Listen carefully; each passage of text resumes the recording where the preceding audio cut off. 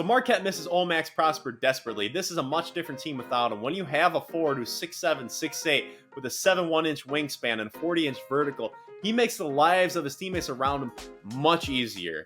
And when you look at that starting lineup, just having him and Iguodaro together, that automatically makes your starting lineup athletic. But you take him out and plug in Joplin, and your only plus-level athlete in the starting lineup is also Iguodaro, they're not so athletic anymore. And the three athletes Marquette has on their team, they have two on the bench, one starting, Iguodaro. They all have their flaws and deficiencies as players where they're limited. Chase Ross and Sean Jones are two 25% three-point shooters. And also Iguodaro can't score outside of his floater range, and he's not a good free throw shooter. So there are deficiencies. There's holes on this team, and unfortunately, Sean Jones recently tore his ACL, but Marquette was down 10 against Butler when Sean Jones tore his ACL, so we can't blame their losses against Seton Hall and Butler on that injury. And we haven't seen adversity strike Marquette up until this point under their Shaka Smart tenure, because in the first year they shattered expectations. Second year they lose Morcell and Lewis, and they shatter expectations. They're a 2 seed in the NCAA tournament, win the Big East regular season, win the Big East tournament title.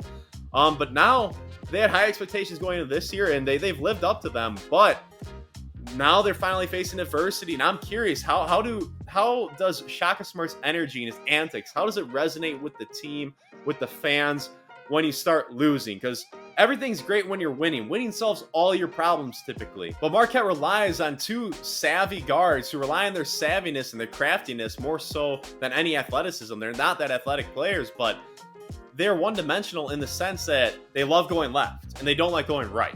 And even if they start going right, typically they're going to spin back to finish with their left hand, and teams have the scouting report out there. And they've seen what works against this Marquette team.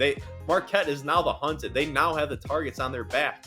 And now they're a wounded animal. Marquette caught some lightning in a bottle last year where they won every single close game. Everything that could go right went right. And the vibes were fantastic. They were playing so well as a team. The chemistry rating was through the roof. But now when those things aren't there, and you're not going to win every single close game, and you don't have the same personnel that you did last year, and you face some injuries, I am so curious to see, how does Marquette respond to this? Will they get out of this rut because they are still a solid team? I don't think they're great, but I think they're a solid team.